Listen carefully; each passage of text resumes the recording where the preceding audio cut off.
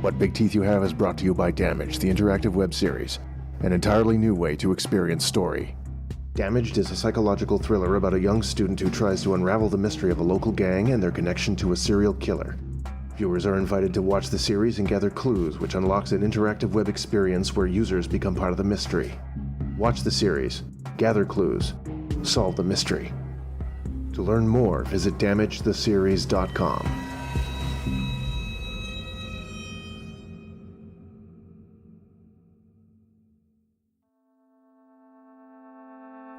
How often do you think about death?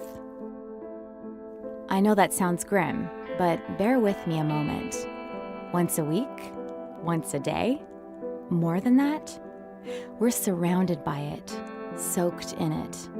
The news is a long string of reasons to never leave your house.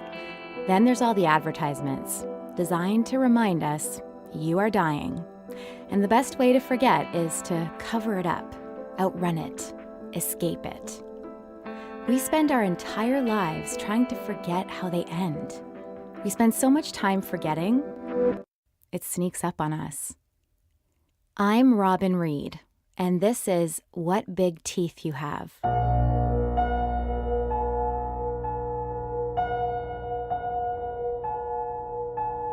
After a loss, what's important to us isn't what, but why. What gives us our building blocks? Sure. The small bits of evidence that tell us the driver was drunk, the fire was an accident, the killer was tall. We build a case to tell us who, what, where, and when. Really to tell us how, so we can try to divine why. We seek closure, even if it might not help us at all. And the search for answers might end itself in more questions. 6 months ago, I found a box of tapes. Well, found isn't the right word, I guess. Uncovered, perhaps.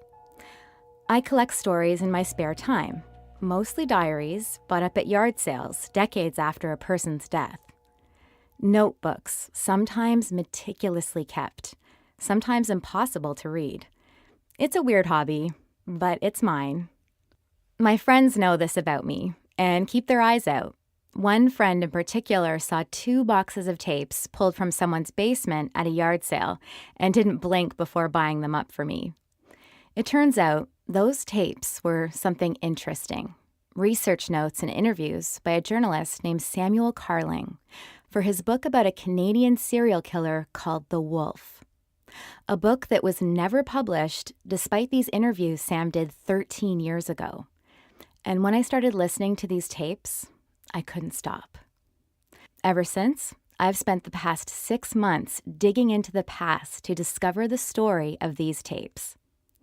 The journalist, the subject matter. How these tapes, after being carefully recorded and kept for all these years, led to, well, nothing. I wanted to know about the wolf, but even more, I wanted to know about Sam. Why was he drawn to this case above all others? Why did his research take the paths it did? And why did he stop? I spent months tracking all of his contacts, the people he interviews, and even the people in his life to understand why. Sam, I know he was searching for something. That's Letitia Benson, or Letty as she's known to most people. She's Sam's younger sister. We spoke about 3 months after I found the tapes about Sam and his search for the wolf. What he really wanted, I think, was to track this guy down. Most of the time, these books are just, for the public, to know something. But he wanted to find him. I don't know why. I don't know. See, that's the thing. The wolf, Sam's subject, was never caught. Never brought to justice. This guy killed 6 women over 2 years in the 90s, and the police never found him. We don't know if he moved or changed MO or just stopped. As far as we know, he vanished. Here's more of me and Letty. Why do you think he was drawn to this case? I don't know. Maybe the mystery, he liked puzzles, and he hated violence. I think it's just a book at the start. by the end, it wasn't just a book. It was something else. And here's Sam in his own words, a couple weeks before he stopped working on the book in spring 2004. Personal research notes, May 16th, 2004. I'm down such a rabbit hole. I've talked to everyone, the victims' families, the cops, witnesses. I've done the rounds, and I'll confess, it's hard not to get a little hopeless. He takes a long pause here, but doesn't stop the recording.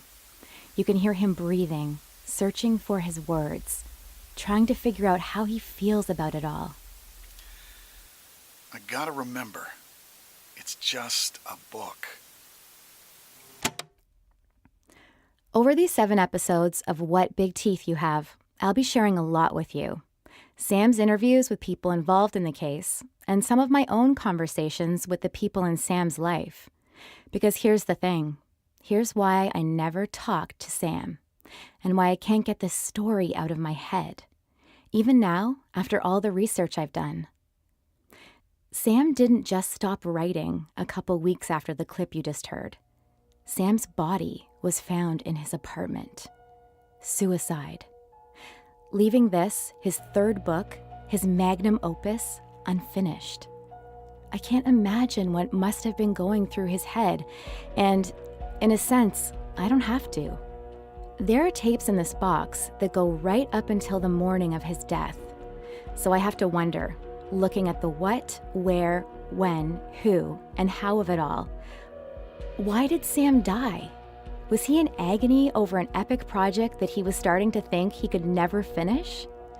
Did he have personal problems unrelated to the book that broke him down and ended his life? Or did his research take him too deep into the shadows to ever make his way out? That's the question that drove me to listen to these tapes over and over, to interview the people in Sam's life and re-interview some figures he spoke to 15 years ago. Maybe I'm following in Sam's footsteps, chasing a white rabbit I can never catch. Or maybe, just maybe, there are answers out there to the questions of Sam's death and possibly the identity of the monster he sought.